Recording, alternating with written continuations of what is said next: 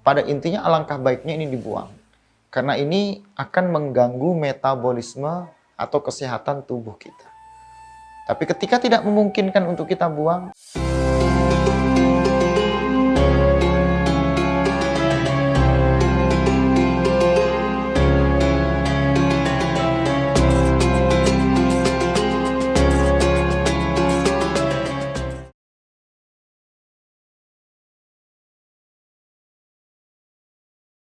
Bismillahirrahmanirrahim. Assalamualaikum warahmatullahi wabarakatuh. Sahabat kaum muslimin dimanapun berada, alhamdulillah kita ketemu lagi dalam diskusi hal-hal yang berhubungan dengan kemuliaan untuk menyempurnakan ibadah puasa kita. Di mana saat kita ingin menyempurnakan, banyak hal-hal yang terkadang muncul dalam benak pikiran kita tentang hal-hal yang membatalkan ibadah puasa. Dalam kehidupan kita, tentunya Allah menginginkan ibadah itu dilakukan dengan tenang. Ibadah itu dilakukan, kalau dalam salat, itu dilakukan dengan khusyuk. Wa qumu lillahi qanitin. 238 dari surah Al-Baqarah. Dan tegakkanlah ibadah salat semata-mata kepada Allah dalam keadaan qanitin, tenang. Nah, suatu hari, bagaimana ibadah salat itu bisa tenang?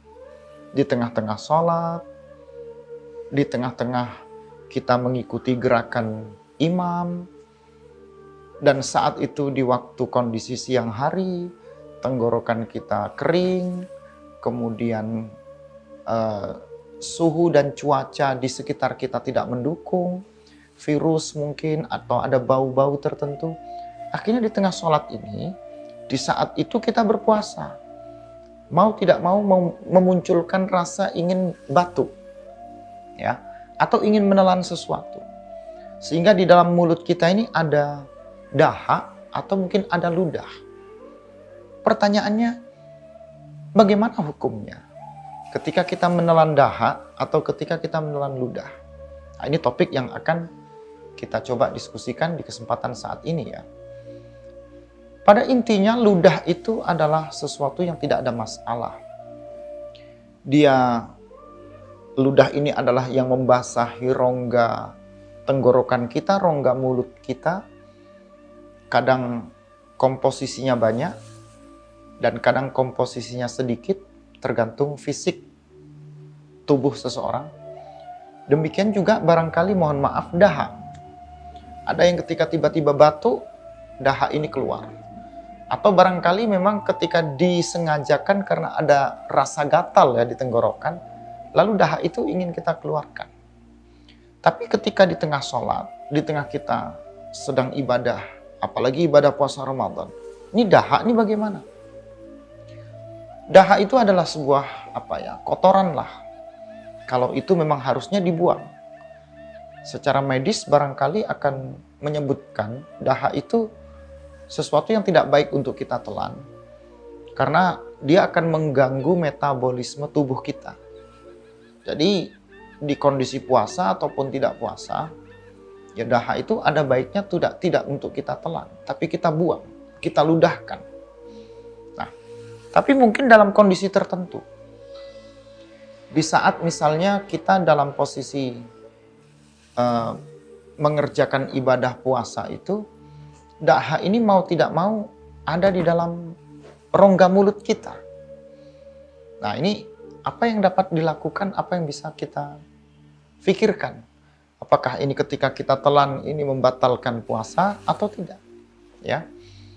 Nah, di kondisi seseorang ketika sedang berpuasa dan saat itu dia sedang menunaikan ibadah sholat. Mau tidak mau ludah ini kalau dia simpan ini semakin banyak.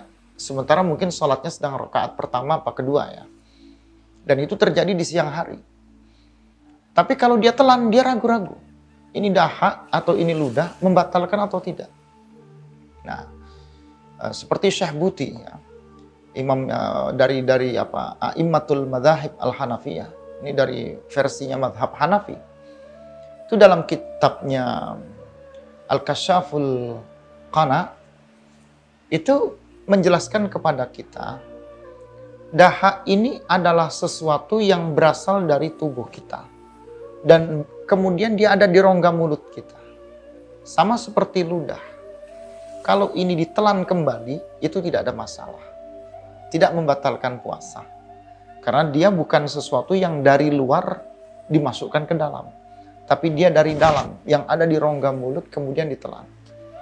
Nah ini mungkin dalam kondisi kita di ruangan, tiba-tiba batu, ingin meludah, membuangnya susah. Sedang ibadah sholat, ketika itu kita ingin membuangnya atau membatalkannya juga sayang. Karena sudah mendekati rakaat terakhir.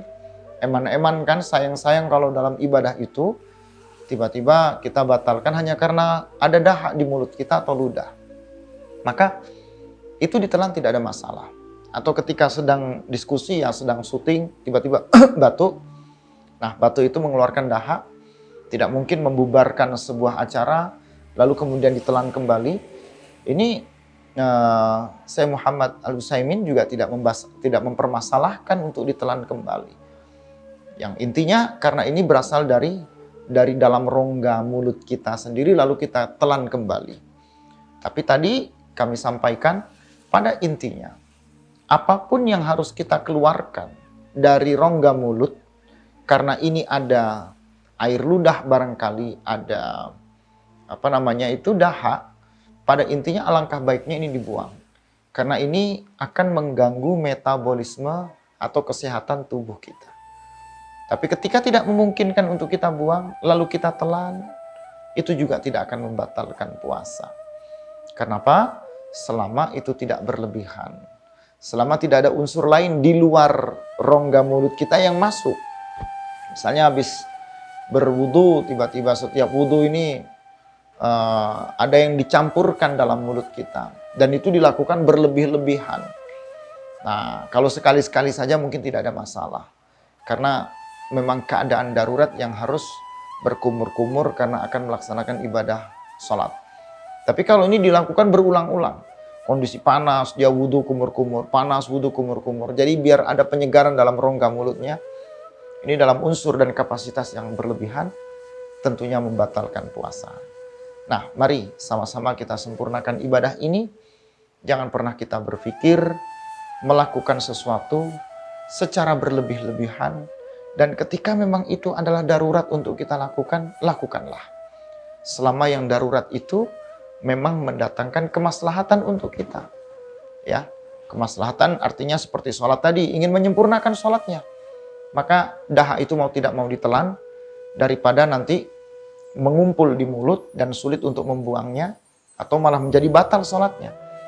Makanya ambil kemaslahatan, dan kemaslahatan itu sesuatu yang mendatangkan kebaikan untuk kita. Tapi kalau kemaslahatan dibuang, ya, dalam kondisi kita tidak sholat, dalam kondisi kita santai, buanglah dahak itu, buanglah ludah itu, karena barangkali itu adalah proses metabolisme tubuh yang menyehatkan kita, yang keluar kotoran itu melalui rongga pernafasan atau rongga tenggorokan, dan itu sebenarnya memberi penyegaran untuk kesempurnaan tubuh kita. Semoga ini bermanfaat. Mohon maaf atas segala kekurangan. Billahi taufik. Wassalamualaikum warahmatullahi wabarakatuh.